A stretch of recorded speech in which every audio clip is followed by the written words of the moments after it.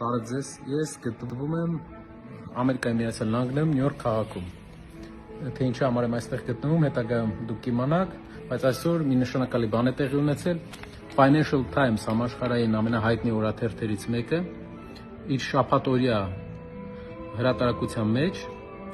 ներկայացրել է Սամվել Կարապետյանի կալանավորման մասին տվյալներ, որի մասին մենք կուզենանք ձեզ կներկայացնենք ժամանակի ընթացքում, այսօր կներկայացնեմ ես։ Ինչի մասին եմ այսօր ուզում խոսեմ։ Նախորդ շաբաթը լի էր երկու կարևոր օրակարգով, որ մեր հասարակությունը քննարկում էր։ Առաջինը դա դպրոցներ թե գործարաններ, երկրորդը դա սակագին իջեցնել թե նույնը թողել։ Մեր առաջարկը եղել է առաջին թեմայով, որ երկրում կառուցվեն գործարաններ սկզբից, հետո նոր դպրոցներ։ Ինչու ենք մենք այդպես մտածել։ Ամեն ինչ եկել է մեր պատմությունից։ Ուրեմն մենք Լորվա մարզում, մեր գյուղում կառուցեցինք դպրոց,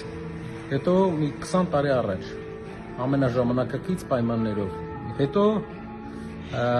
ճանապարհները վերանորոգեցինք Տաշիր քաղաքից մինչև մեր գյուղի բոլոր ճանապարհները, քաղաքում Տաշիր շատ ճանապարհներ։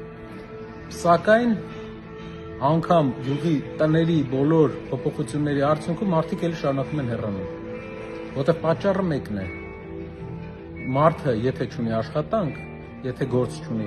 նա չի մնալու։ Ուզում ես ոսկուց էլ ամբողջ քաղաքը սարքի նվիր իրան, ուզում ես բոլոր շենքերը կարող ենք փոխել, մարդիկ գնալու էին էլի։ Պատճառը նա է, որ մարդկանց պետք է ապահովել սկզբնական հաց, ապրուստ եւ հետո նոր լավ պայմաններ, լավ ռեմոնտ, այսպես ասած։ Դպրոցաշինությունը լավ բան է, շատ կարևոր է դպրոցաշինությունը, բայց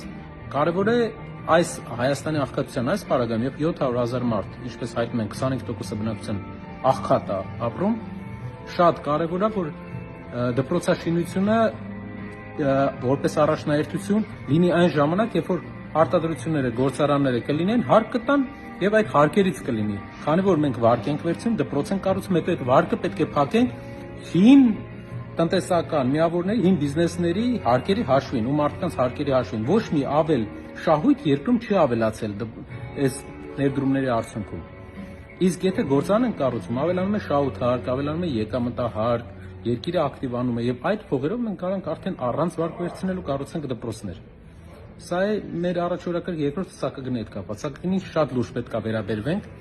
եւ մենք շատ ենք մտածել ներկայացնենք սակագինի իջեցնելու ծրագիրը, թե չէ, դրանով է պայմանավորված մեր մի քիչ ուշացումը։ Այսինքն հենց սկզբից մենք ներկայացրել էինք, որ պատրաստ ենք 6-ի սակագնից մի մաս իջեցնել, դա դեռ մեր քաղաքականություն հայտնվելուց առաջ էր եւ դա ապացուցելի փաստ է, բոլորը կարող են տեսնել ու ոչ մի նկրտում էլ չկար այդ ժամանակ, որ այսպիսի իրավիճակներ կլինեն, բայց այն ժամանակ մենք մտածում էինք, արտահայտեինք, թե չէ, որովհետեւ սակագին իջեցնելը, ճիշտ են ասում, ունի երկու ծայր։ Առաջինը հնարավոր է դու կարողանալու ես պահել սակագինը, թե չէ, եւ երկրորդը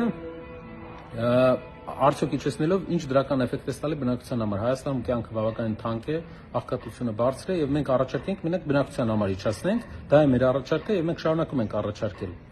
Ուզում եմ նաեւ նշել, որ շատ կարեւոր է, որ այս շաբաթվա երկու օրակարգերը հեղափոխական օրակարգեր էին իմ կարծիքով, որովհետեւ մեր երկիրը առաջի անգամ սկսում է քննարկել մեր երկրի իշխանությունը եւ ապագա իշխանությունները սկսում են քննարկել մի ձևաչափ, որը կապված է մարդկանց կյանքի հետ։ Մենք չենք անվանարկում, չենք վիրավորում ոչ մեկին եւ աշխատում ենք պահել այդ կարմիր գծերը, ոչ թե նրա համար, որ չենք տեսնում խնդիր իրար մեջ, կամ մենք չենք տեսնում խնդիր իշխանության անցած ճանապարհի մեջ, այլ տեսնում ենք, որ դա չի օգնելու մարդկանց։ Եվ կարևոր է լավ երկիր սարքելու միակ ճանապարհը օրակարգերը սարքել մարդկանց օգտակար օրակարգեր։ Օրինակ, պատկերացրեք ինչ լավ օրակարգ է դպրոց, թե գործարան, պատկերացրեք ինչ լավ օրակարգ է սակագին իջեցնել, թե նույնը պահել։ Եվ ոչ մի վիրավորանք, ոչ մի